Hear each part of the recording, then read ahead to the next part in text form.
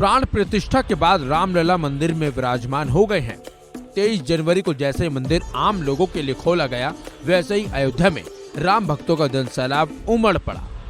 हालात ये हो गए कि भीड़ को रोकने के लिए पुलिस को कड़ी मशक्कत करनी पड़ गई। सुबह से ही अयोध्या में लोगों का तांता लगा हुआ है।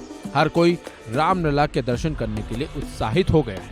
हर कोई बस एक बार रामलला की झलक देखना चाहता है। जिस तरह से अयोध्या में राम भक्तों का तांता लगा हुआ है, ऐसे में बीजेपी की अयोध्या यूनिट के लिए इनके साथ समन्वय करना एक चुनौतीपूर्ण काम हो गया है।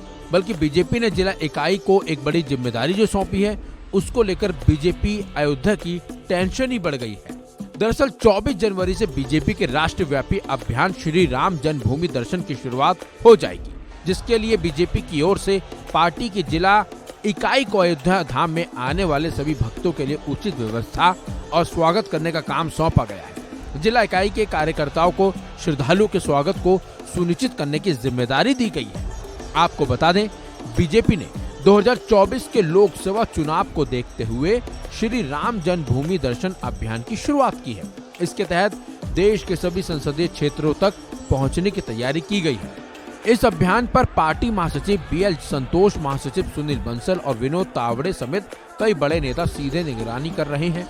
इसकी सफलता के लिए अयोध्या जिला इकाई के संपर्क में भी बने हुए हैं। 24 जनवरी को बीजेपी के राष्ट्रीय अध्यक्ष JP नड्डा अयोध्या में राम मंदिर में पूजा अर्चना करेंगे।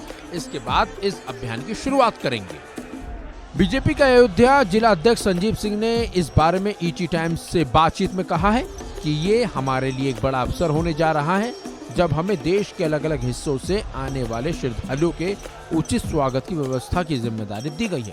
इसके साथ ही हम उनके रहने, परिवहन, उचित भोजन और चिकित्सा सुविधाओं को लेकर हर बात का ख्याल रखेंगे। वही खबरों के मुताबिक अयोध्या में बीजेपी की अयोध्या इकाई ने पहले से ही यहां आने वाले 25,000 श्रद्धालुओं के रहने का इंतजाम किया हुआ है। बीजेपी नेताओं के मुताबिक इन जगहों पर राम भजन, कीर्तन और रामलीला जैसे सांस्कृतिक कार्यक्रम भी आयोजित करने की तैयारी की गई है। दूसरे राज्यों से आने वाले श्रद्धालुओं का पूरा ख्याल रखा जाएगा। दक्षिण राज्यों से आने वाले श्रद्धालुओं का इंतजाम उसी राज्य के बीजेपी की टीम करेगी, ताकि किसी तरह की भाषाई परेशानी ना हो। वहीं इस अभियान की सफलता के लिए बीजेपी ने विभिन्न राज्यों से करीब 500 पार्टी कार्यकर्ताओं को बुलाया है, जो अयोध्या बीजेपी का पूरा सहयोग करेंगे। दक्षिण के राज्यों से आने वाले श्रद्धालुओं के साथ समन्वय करने के लिए उसी राज्य के कार्यकर्ताओं को लगाया जाएगा, जो उस राज्य की भाषा के साथ हिंदी और अंग्रेजी भाषा को भी जानते हो। फिलहाल अब देखना होगा कि बीजेपी इस अभियान की मदद से 2024 में क्या कुछ कर पाएगी या फिर नहीं।